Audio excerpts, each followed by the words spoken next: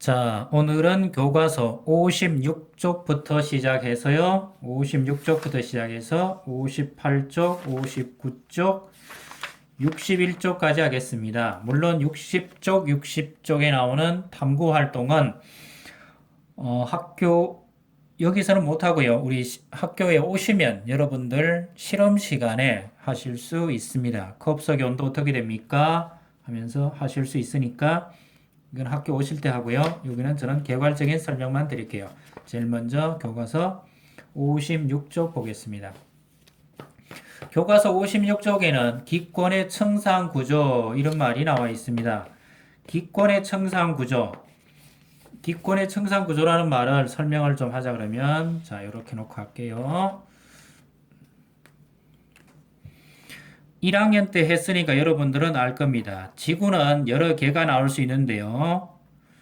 바다를 가지고 수권 그러고요. 지각, 땅을 가지고 이걸 암석권 이렇게 부르고요. 암석권 이렇게 불러요. 생물계에 있는 걸 가지고 이걸 생물권 이렇게 부르고요. 공기를 이걸 가지고 기권 이렇게 부릅니다. 그리고 우주 공간에 있는 해라든가 달도 있죠. 이걸 가지고 지구 바깥에 있다. 그래서 외권이라고 부른다라고 1학년 때 했을 겁니다. 바다에 대해서, 지각에 대해서, 생물에 대해서 각각 배웠고 오늘 해야 될 거는 공기에 대해서 배웁니다. 그래서 공기 이걸 가지고 기권 이렇게 부릅니다. 이걸 가지고 공기층이라고 그럽니다. 보통 지구의 반지름을 6,400km라고 그럽니다. 6,400km 이렇게 1학년 때 대충 배웠고요. 근데 이 6,400km 바깥은 공기, 우리가 여러분들은 지금 살고 있는 곳은 공기층인데요. 대부분의 공기는 땅에서부터 약 10km 내에 있습니다. 거의 대부분의 공기는 약 90% 이상의 공기는 굉장히 얇은 10km 이내에 있습니다. 90% 이상이 10km 내에 있어요. 굉장히 얇습니다. 지구 전체 크기가 6,400km인데 대기층의 두께는 물론 수천 킬로미터입니다. 하지만 진짜 우리에게 생활에 필요한 거의 대부분의 공기는 10km 내에 있습니다. 굉장히 얇습니다. 사과로 치면 사과 껍질보다가 얇다는 이야기입니다. 이 얇은 이 공기층을 기온을 분포로 나눕니다. 기온을 기준으로 나눠요. 그림을 좀 그릴게요. 땅이 이렇게 있습니다. 지표가 있죠. 지표는 위에서부터 뭐가 쏟아집니까? 해가 빛은 쨍쨍 그러면 이걸 외권에서 온다 그래서 태양 복사 에너지가 외부에서 막 쏟아집니다. 태양 복사 에너지가 막 쏟아지면 어디가 데워집니까? 공기층이 데워지는 게 아니고 지표면이 데워집니다. 해가 비치면 누가 데워져요? 지표면이 가열됩니다.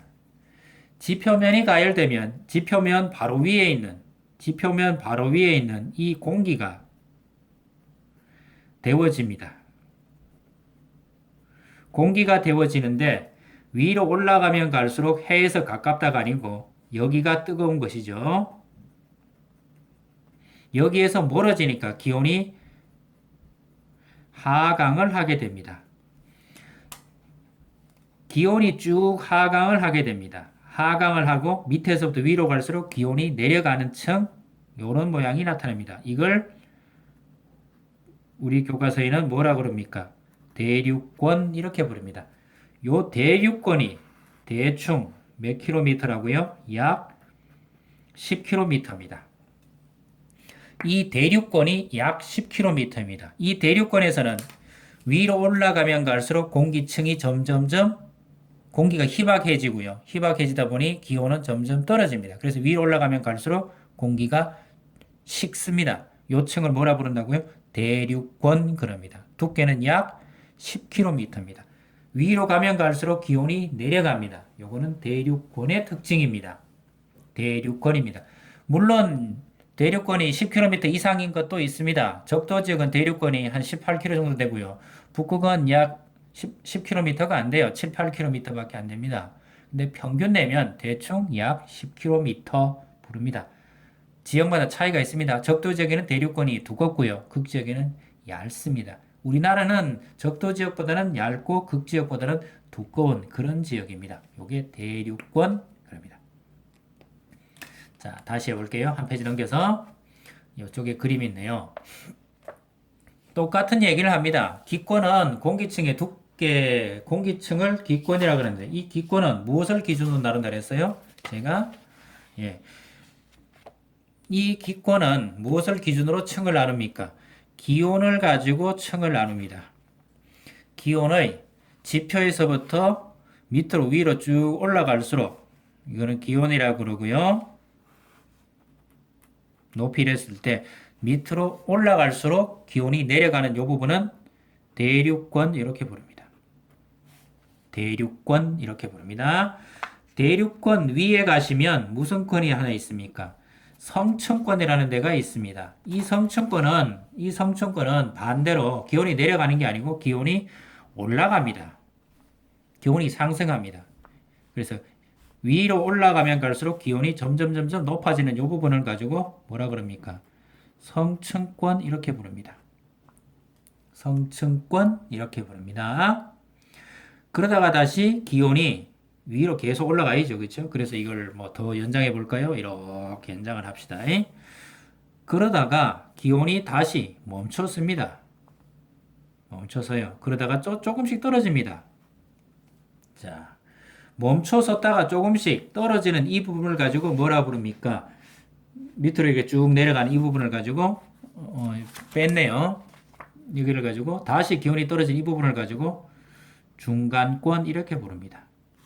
그리고 어느 순간부터는 그냥 기온이 계속 올라가 버리는데 이 부분을 가지고 열권 이렇게 부릅니다. 이 대충 다 두께를 약 1000km 정도로 잡습니다. 근데 이거는 특별한 의미가 있는지 없는지는 잘 모르겠지만요. 기준이 물러난다고요. 기온이라 그러고요.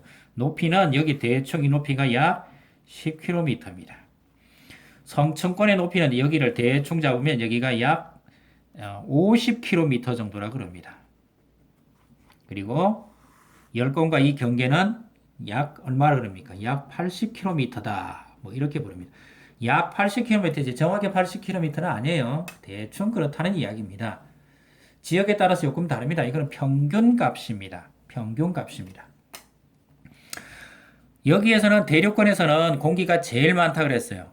거의 지구상에 있는 공기의 약 90% 이상이 여기에 있습니다. 위로 올라간다는 이야기는 공기층이 위로 올라간다는 얘기는 뭔가 태양으로부터 날아오는 복사에너지를 잡는 것들이 있습니다. 여기에 누가 있습니까?